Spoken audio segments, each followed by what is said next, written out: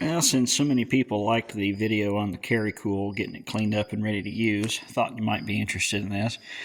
Haven't used it much, haven't had a great use application for it, but I've noticed that the cord gets kind of warm. And so I took a close look at it. Now, there's nothing actually damaged with it. It's a little, discolored in places, but I don't believe that's from burning or anything. It is, after all, 42 years old. But it was getting kind of warm up here, just under normal use, and so I looked a little more closely at the cord, and somewhere along here, I don't know if it's going to focus, it probably won't, but it's an 18 gauge cord. Now, yes, that is, perfectly capable of handling the current this air conditioner pulls. But I thought, why not get something that's a little better for it, so we never ever have to worry about it. And so I found on Amazon these right angle 14 gauge extension cords. So I got two of them in case I need to do another one at some point. Here's a look at them if you'd like. Go Green. I would be surprised if these are not made in China. But I was looking for something that would maintain the look, and this isn't exact, obviously, but it's close. And it's still sort of that, off-white cream color, little tan, whatever you want to call it. So we're going to do that. Shouldn't be too bad because there's just terminals, which I have replacements on the end of this inside here. So we'll go ahead and pull these knobs off and get this prepped. I don't have a tripod, so I can't really record the whole process, but all we have to do is take all the fasteners out, pull this front cover off, and then we'll get, I think there's two, they're all 1/4-inch heads, little hex fasteners that hold this air conditioner together. Pull that out, it's in there, it's really not hard to do, so catch you in a minute. Now you notice a little non-standard wiring here. That's because that's a replacement thermostat, and the terminals are on the top instead of on the bottom like the original. So the pink cable was not long enough. So I created my own jumper and then taped it off just to be safe so it wouldn't come loose. Fairly simple wiring in here. I mean, really simple wiring. And all I got to do is just, let's see, our ground is down in there. And we got our hot coming up to the switch, and of course our neutral coming onto the common terminal of the capacitor. And it's a compressor only capacitor because it uses a shaded pole motor. But yeah, that's really all there is to it. So we'll disconnect those two terminals and then get our ground unwound down here. And then get the new one wired up, and that'll be it. I ended up having to unhook the whole thing just because this little cord relief here, it does come out. I've seen these before, but they're hard to do. And sometimes you just got to get things off so you got a little more room to work. Hopefully I don't have to dismount the capacitor and deal with that. Not hard, but again, one less thing to remove. Once I get that, it's really hard to see on here because of, let's try that. There we go. You can kind of see how it fits in from the bottom and then snaps into place. Sometimes they're hard to get out, but it'll come out without breaking. Then the whole thing opens up and you can put it over a new cord, and then it'll hold the cord in place. So here we go. You can kind of see where it, if it's not going to blind there, you can see the indent where it wraps around it, and that's where it sets in place. Well, after some serious finagling, very time-consuming finagling, I got things figured out, and got that one marked as hot. Even though, that way I know if I ever have to take it out, and I don't have to do a continuity test.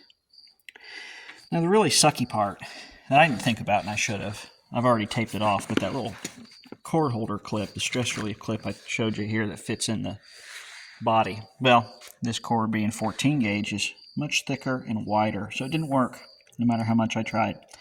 So I really secured this with electrical tape so that the cord would not slip. And you pull on it, it's not. And why would you pull on a cord here anyway? I'm the only one who's going to be using this ever, so I know about it. And then taped over some places.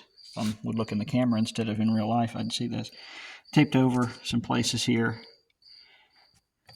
to prevent anything rubbing. So no, it's not perfect. It's not quite right. There probably is a better way to do it. But I thought about going back to the original cord, and I thought, no, the whole point of this was because I wanted to eliminate the extra heat and just give the thing a higher capacity cord, carry more current. Other than that, that was the only hiccup. Everything else is good to go. Grounds are all set up down in there. Everything's tight, ready to be put back together.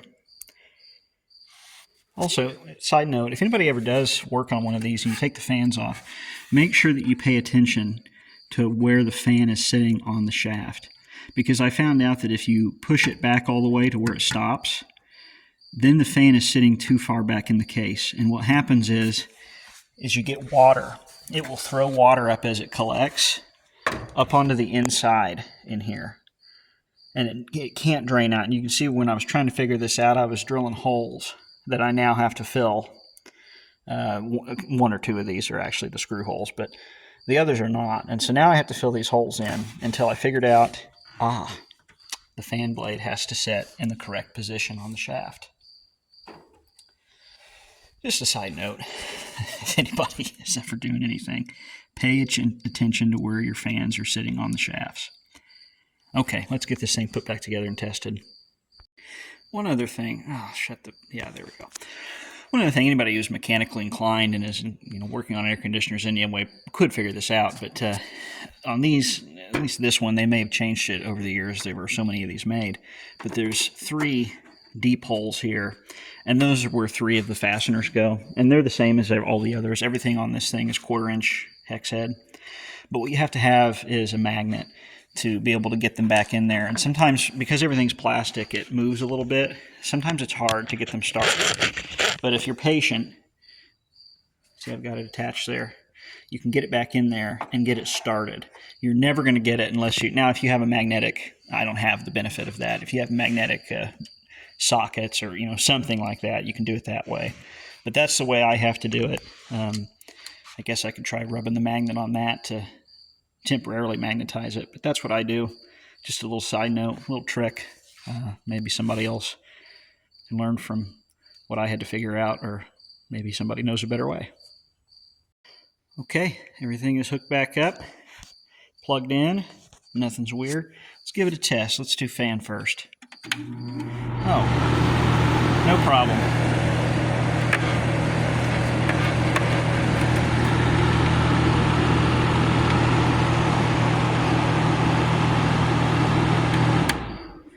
See that it's finally not a heat wave anymore, so the thermostat's a little more reasonable. But let's go ahead and do low fan and get that compressor sound again.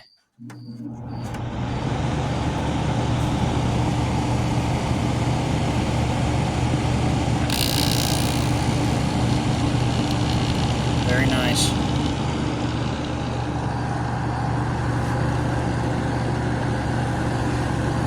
Been a couple months since this has run, actually, so I haven't been needing to use it. But yeah, that looks nice. Very close to original.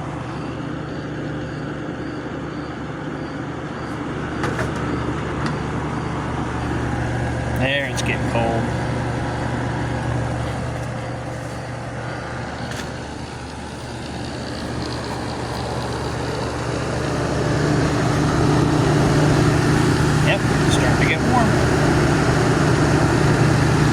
Doesn't have a lot to do. It's probably maybe 68 degrees out here.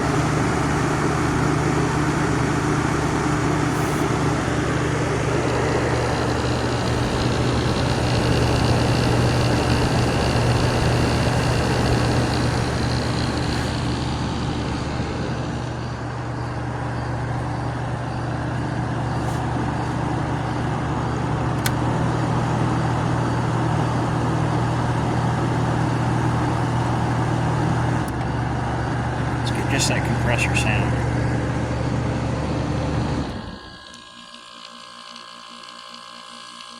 That is so quiet.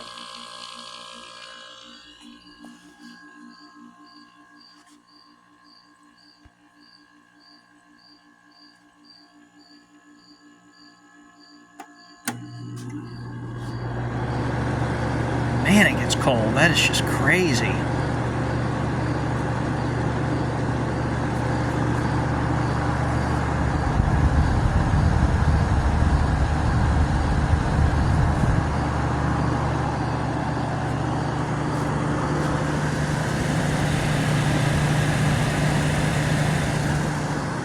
Pretty cool. Really cool little unit. I don't know, maybe I'll throw this in the living room. I've needed it this year. It's been so extremely hot.